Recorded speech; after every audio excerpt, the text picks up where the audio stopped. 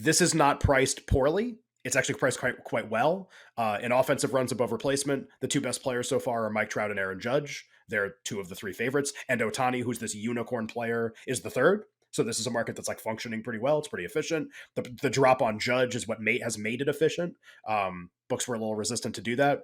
So the only two things that are interesting to me, I mean, the Ohtani conversation, which we could spend an hour on, but like that's not really the point of this segment. The point is like, is there anything to bet right now? Ohtani's the favorite. No, I would not bet him right now. The two interesting things are, how high does Vlad Guerrero Jr. have to get before you bet him, with the idea that he will hit at some point? So this is like not a statistical conversation. This is a predictive conversation. Like, here's a guy who was one of the three favorites along with Trout and Ohtani, has not hit as well as a lot of the players.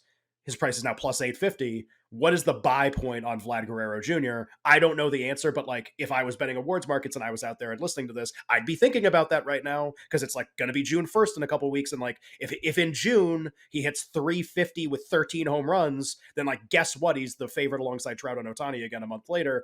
Do we think that's on the way for him? And are there ways to see that coming, see a couple of games of really good performance and make that bet? That would be thing number one that's interesting in this market. Thing number two, a very long shot price that I think is a little interesting. Someone that was forgotten about. So I think Jake actually bet on this guy to win MVP before the season started.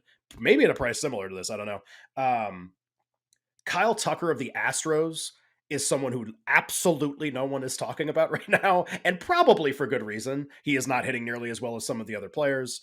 Trout has such a massive lead in every category right now. It's just Right. like, it's the only reason he's not the favorite is Otani's on the same team. Like, Trout's amazing. Do they want to give Trout a fourth MVP award? If Ohtani and him are on the same team doing this, does it matter and affect like the voting? That will be a discussion point as we go down the road. So like, but I don't want to bet on either guy. They're the two favorites, and justifiably so. Kyle Tucker's 80-1, and his WAR and offensive runs above replacement have risen the most of any player in the last like 2.5 weeks, basically.